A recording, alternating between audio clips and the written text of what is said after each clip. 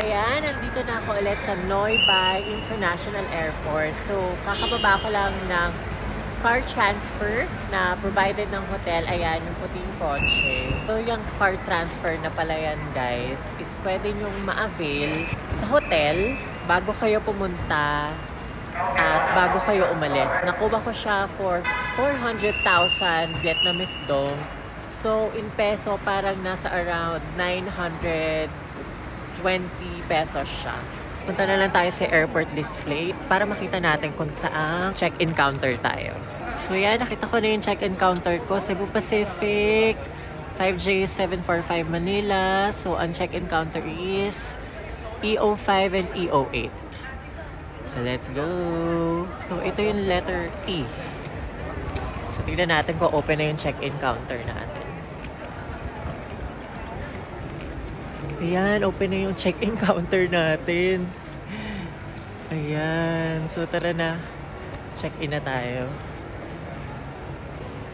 So, may separate line si online check-in. Tapos dito si manual check-in.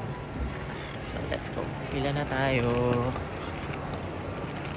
Ang bilis lang nung biyahe papunta dito sa airport from the hotel. Parang around nasa 35 minutes lang yung inabot namin since maaga at wala namang traffic. So, time check guys, it's only 5:45. Tapos ang flight ko is 8:25 in the morning. Little longer than a few minutes later. And done na tayo mag-check-in. Nakuha na natin ang ating boarding pass. By the way guys reminder lang na mahigpit yata sila sa baggage kasi kahit na carry-on lang yung dala ko, tinimbang nila yung luggage ko. So, huwag kayo mag-over baggage guys. Reminder lang na medyo mahigpit sila dito. Chine-check talaga nila. So yan, punta na tayo sa departures entrance. So mag-left na tayo. Let's go!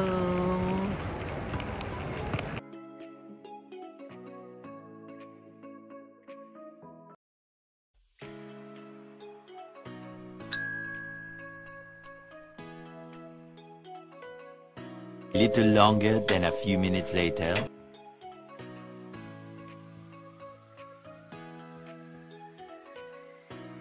So pagkalagpas pala ng immigration guys, ito na agad yung gate ko, gate 30. Nasa tapat lang ng immigration. Nandun pala sa immigration is wala naman tanong. And then wala naman silang fingerprint check. Parang tinignan lang yung passport tapos tatak na lang din agad. And by the way guys, ang dami nilang security check dito. Dahil dun sa una, dun sa pagpasok sa may departures, merong security na mag-check ng passport mo at ng boarding pass mo. And then, after nun is immigration. Tapos, pagtapos ng immigration is may another security check ulit na iti-check nila yung passport mo tsaka yung boarding pass mo. So, after nun is yung security check na for x-ray and for sa gamit.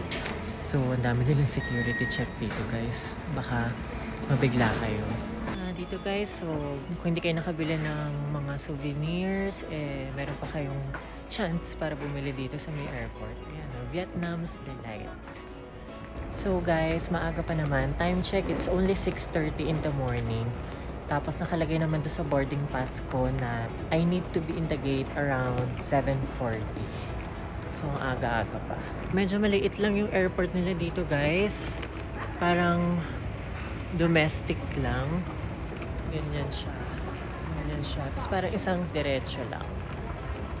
Ayan, guys. So, merong Lotte duty free. So, pwede pa kayong bumili din dyan. Alam ko meron dyan mga perfumes, cosmetics. Ayun, may nakalagay pa liquor. Alak talaga, aga.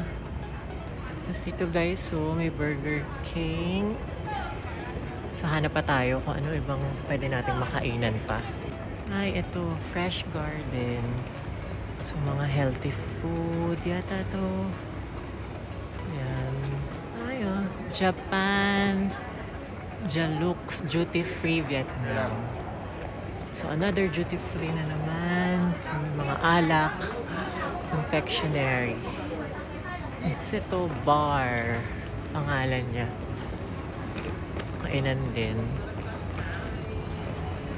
So, diretso lang tayo. 2 Tigers Noodles and Bar.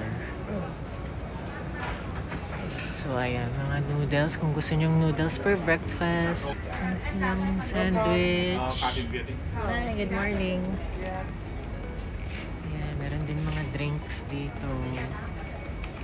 Dami namang souvenir shops dito. Ayan o, another souvenir shops. Memos. May mga scarf. Tapos may bags. Tapos ito, travel pillow. Kaya akong travel pillow. For sure, mahal yan pag dito sa airport ang travel pillow. Diba? Paradise naman ang pangalan na ito.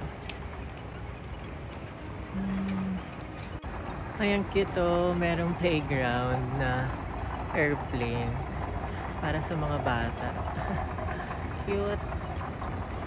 Tabi-tabi yung mga souvenir shops. Lucky. Sweet gift. Ayan. May magandang biling souvenir. Kabili na ako ng ref magnet ko eh. Bili ako ng t-shirt. Pero for sure, mahal nga dito sa may airport ang mga souvenirs. Panigurado naman yan.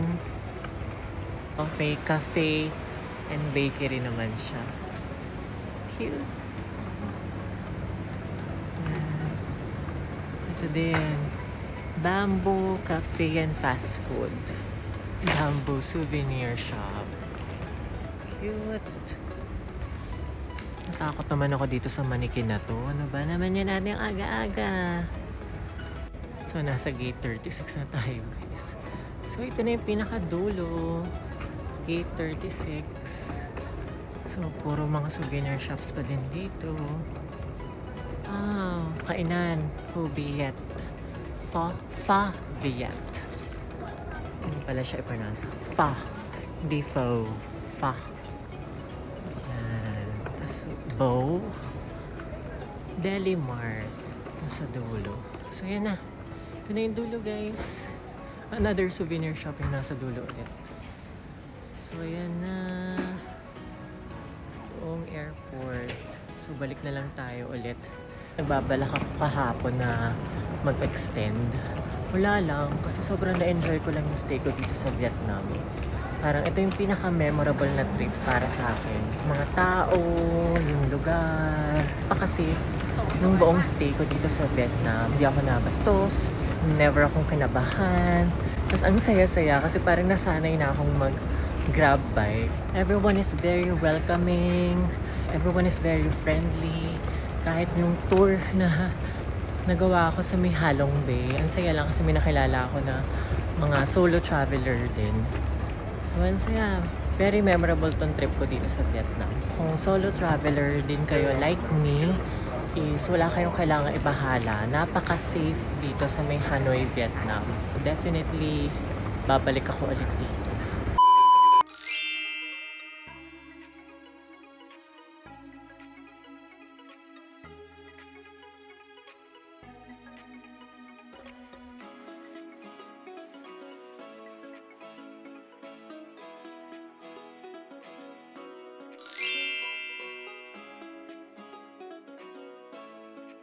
Many hours later. So yan guys, we are finally back in Manila. Punta na tayo sa immigration. And reminder lang guys mag-register kayo sa etravel.gov.ph 3 days before your arrival dito sa Pilipinas.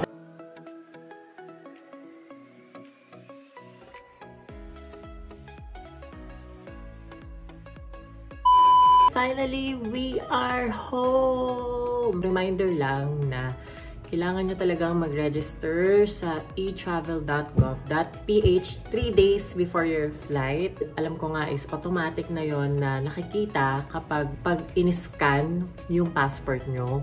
So, kung hindi kayo nakapag-register, tapos na-scan yung passport nyo at wala, nako, kailangan nyo talaga mag-register. Dahil meron ako nakasabay sa immigration kanina na parang na-hold siya dahil hindi siya nakapag-register sa eTravel. Para lang less hassle sa pagpasok niyo ulit dito sa Pilipinas, ay mag-register na kayo sa eTravel 3 days before your flight.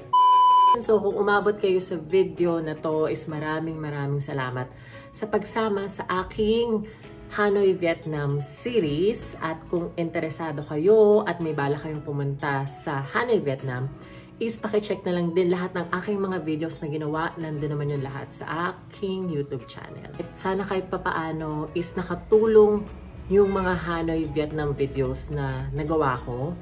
At kung na-enjoy nyo at kung natuwa kayo is paki-like at paki-share na rin to sa lahat ng mga kaibigan nyo, sa mga kamag-anak nyo na nagbabalak na magpunta rin sa Hanoi Vietnam. Please paki-click na din yung subscribe button at paki-click na rin yung bell icon para maging updated kayo sa mga bagong videos na i-upload ko sa aking YouTube channel. Maraming salamat sa suporta nyo. So ngayon lang ako makakapagpasalamat dahil naka 1K plus subscribers na tayo. Maraming salamat sa inyong lahat. And paki-follow na rin ako sa lahat ng aking mga social media accounts. Nakalagay naman yung mga links sa description box below. And again, thank you for watching and kita-kits sa aking next travel vlogs. Bye!